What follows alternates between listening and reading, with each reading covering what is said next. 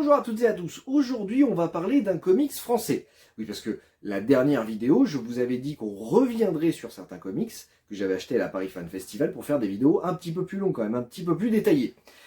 Donc on va parler de Foxboy. J'ai rencontré son auteur Laurent Lefebvre sur le stand de Comics Initiative, il m'a dédicacé ce bouquin et je l'ai lu. Voilà, je l'ai lu récemment et j'ai trouvé ça très très bien. Alors pourquoi? Parce que en fait c'est pas un récit complet, c'est plusieurs petites histoires à l'intérieur. Donc c'est pas mal parce que je pense que c'est un recueil de tout ce qu'il avait publié avant et qu'il a mis dans ce numéro-là pour démarrer la lecture, pour connaître un petit peu le personnage, pour connaître ses motivations et sa façon de fonctionner surtout. Et c'est ça qui m'intéresse, c'est ça qui m'a beaucoup plu là-dedans, puisqu'on est sur un super-héros urbain. Alors tout se passe en Bretagne, pratiquement. Il y a un récit qui se passe ailleurs, mais la plupart du temps ça se passe en Bretagne. Donc c'est un super-héros urbain, assez terre-à-terre, très humain, dont les pouvoirs ne sont pas hyper cheatés comme un Sentry, un Superman, un Hyperion, etc. Non, c'est un jeune, qui est un jeune adulte, puisqu'il cherche du boulot, qui a des pouvoirs relatifs au renard, puisqu'il voit dans la nuit, il a une grande agilité, il a un petit peu des griffes qui lui poussent, il y a même une description où il dit que quand il utilise ses pouvoirs, il y a de la fourrure un peu qui pousse partout sur son corps et il est obligé de se raser à chaque fois qu'il rentre, parce que sinon, du coup, ça pourrait se voir, son identité pourrait être dévoilée. Et j'ai trouvé ça très très bien, très très humain, puisque au lieu de combattre forcément, d'aller forcément à la marave, quoi, à la fight, il va dialoguer. Il va aller à la rencontre de ses adversaires et essayer de comprendre ce qui se passe avant de vraiment taper dans le tas. Bon, il tape un peu quand même, parce qu'il faut l'action, c'est comme du comics, mais d'abord, il va essayer de comprendre la situation. Et ça, j'ai trouvé ça assez rafraîchissant. Ça nous change des sempiternels comics avec un Spider-Man et un Daredevil ou un Wolverine qui se mettent sur la tronche pour après se dire ah finalement il faut aller taper le vilain. Voilà, donc voilà, ça change énormément. Il y a des récits qui sont voilà très terre à terre, qui se passent par exemple avec des immigrants, des Français qui veulent les tabasser à mort parce que bon voilà ils sont d'une certaine façon excédés par l'arrivée de ces immigrants et qu'il y en a certains qui sont sûrement d'extrême droite.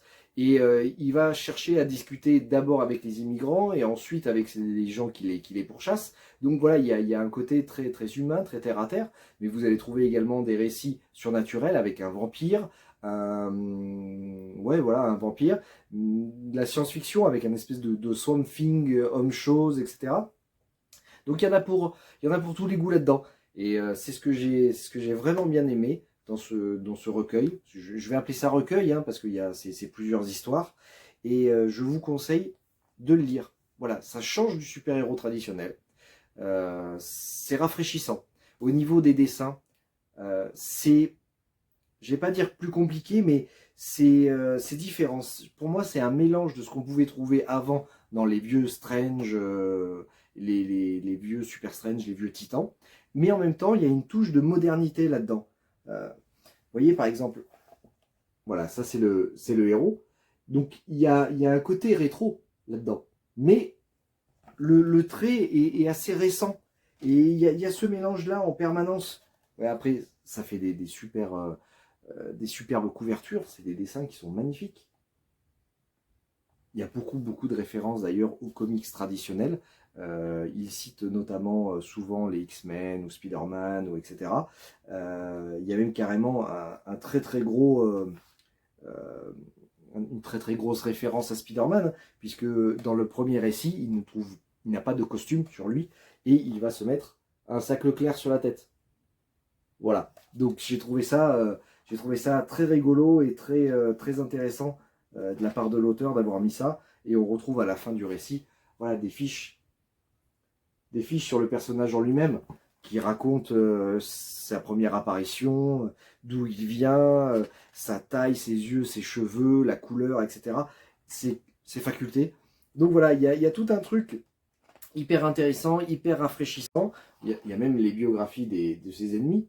Donc voilà, ça fait référence à à ce qu'on pouvait trouver dans les Strange Origins par exemple, mais pour moi c'est pas handicapant. Je veux dire, un nouveau lecteur peut se jeter là-dessus sans problème. Donc ça fait plaisir aux anciens et aux nouveaux, pour moi. Voilà, c'est que ça reste que mon avis évidemment. Donc je vous incite à lire Foxboy, que je trouve très bien, et je pense d'ailleurs acheter les deux prochains volumes. Il y a le 2 qui s'appelle La Nuit du Renard et le 3 qui s'appelle Angle Mort. Et si je dis pas de bêtises, il est en train d'écrire le 4e. Voilà. Donc, écoutez, c'était ma vidéo et mon coup de cœur sur Foxboy. On se reparle bientôt dans de prochaines vidéos où j'aborderai les comics que j'avais achetés pendant la Fan Festival. Et surtout, je reviendrai sur les Strange, voilà, qui sont réédités par Original Comics.